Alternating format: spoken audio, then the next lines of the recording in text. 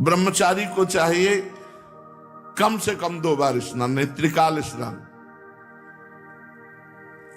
गुरु भगवान की कृपा से प्रारंभ में ये संस्कार डाल दिए गए थे। आज भी 3 बार स्नान होता है, त्रिकाल स्नान होता है, 3 बार स्नान होता है। अब सर्दी है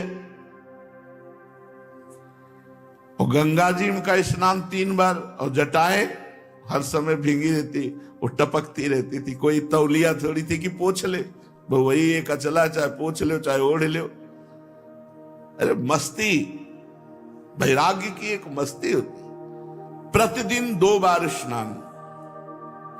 स्नान में ठंडे जल का प्रयोग। सबसे पहले नाभि से स्नान करें।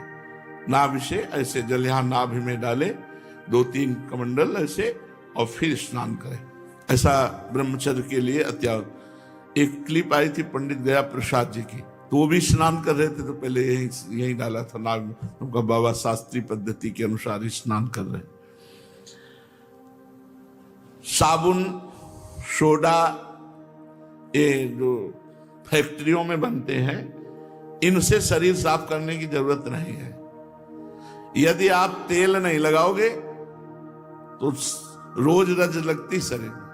कहीं ऐसा नहीं कि मैल जमा मिले, नहीं। मैल तभी जमेगा जब आप तेल लगाओगे, फुलेल लगाओगे, और फिर वो जम जाए। फिर साबुन की क्या जरूरत है?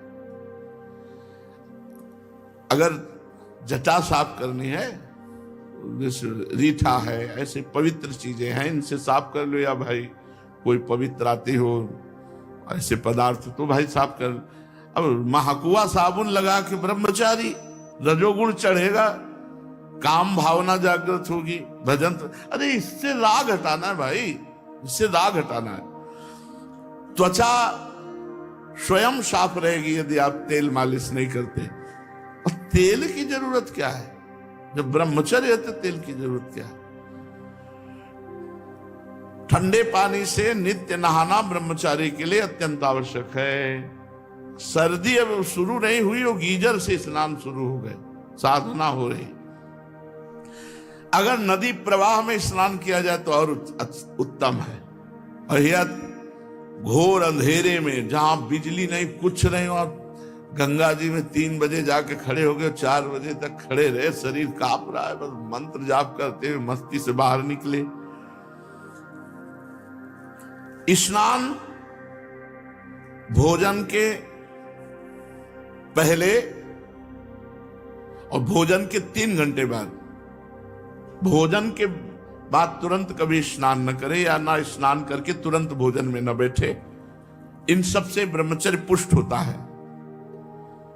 तुरंत भोजन करने से किया, नहा के तुरंत, और या भोजन के बाद तुरंत स्नान किया, इससे ब्रह्मचर्य पर फर्क पड़ता है।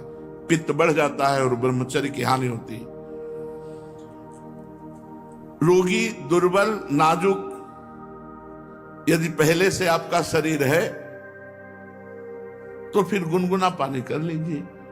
और अगर रोगी नहीं है, दुर्बल नहीं है, तो फिर आप ठंडे पानी से, देखो पूरी सर्दी में ठंडे पानी से नहा के देखो। नियम ले कि गीजर कब नहीं नहाएंगे। व्यायाम ब्रह्मचारी को नित्य करना चाहिए, चाहे गृहस्थ हो चाहे विरक्त। थोड़ा शरीर का व्यायाम अत्यंत आवश्यक है।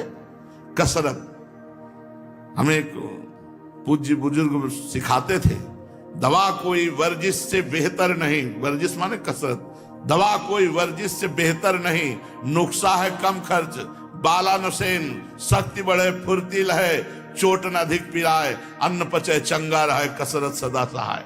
बांध लंगोटा बचा के इंद्री, कभी न देखा पर नारी, धर्म के टुकड़े खाकर भैया चढ़ी धर्म की तैयारी। ये ऐसे तो बिल्कुल गांव की बातें हमें बता रहे।